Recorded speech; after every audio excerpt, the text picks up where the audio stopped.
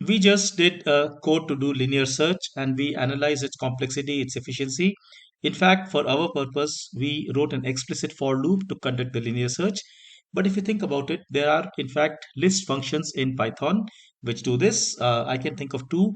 For example, something, this function called in. So, for example, 2 in L being this list is true, 28 in L is false. This in returns as a boolean, true or false, depending on whether the value is inside the list or not in the list. In fact, the way in works is also a linear search. It just goes and searches every item in the list. If it finds it, it returns true or false. Similarly, there is another function called the index. Index is like the item number. We have seen this before. L.index2 is 1 because, well, look, 0 and 1. L.index 28 raises an exception. Now, I would want you to think about why it doesn't return -1. Happy to see your response in the comment. The point I'm trying to make is that, look, there are already functions available in Python doing, let's say, linear search.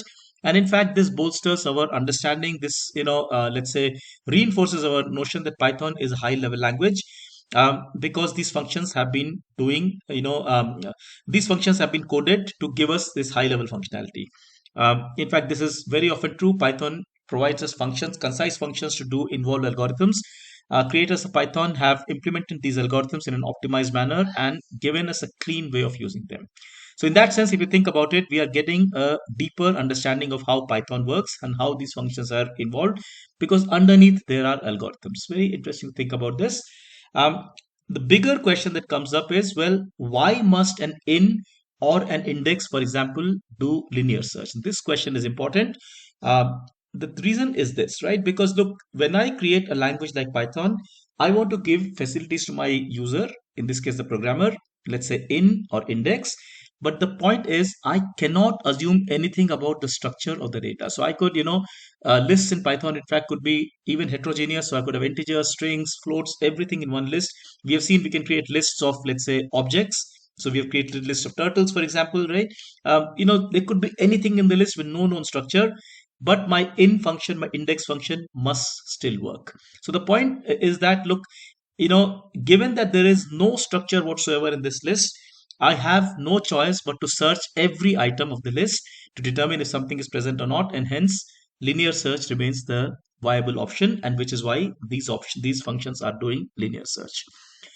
Just before we wrap this up, it looks like if the data has no structure, there's really not much we can do to improve linear search because number can literally be any. There is, however, one way where we can increase the efficiency of search even though the data may have no structure, and that is done using something called hashing. Now, for those of you who are familiar with dictionaries in Python, you'll realize that dictionaries store data in a key value pair.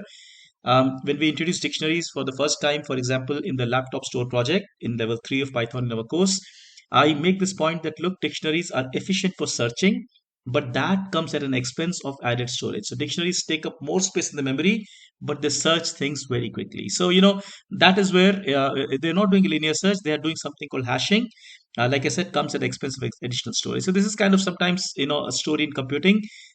We also saw this, for example, when we created the sieve method to get prime numbers. Additional memory meant faster computing. So this is some kind of like a trade-off that goes on. But per se, if I want to, let's say, just look at a list, linear search is really the only way to go. Things will change dramatically if we start assuming some kind of structure to the data, which means, for example, if the data is sorted, we have other methods of going forward. And that's what we look at, starting with the jump search and then binary search, which can be more efficient than linear search. Do think about what's going on over here. Very, very interesting, very logical. And do look at our website, www.ybyte.in.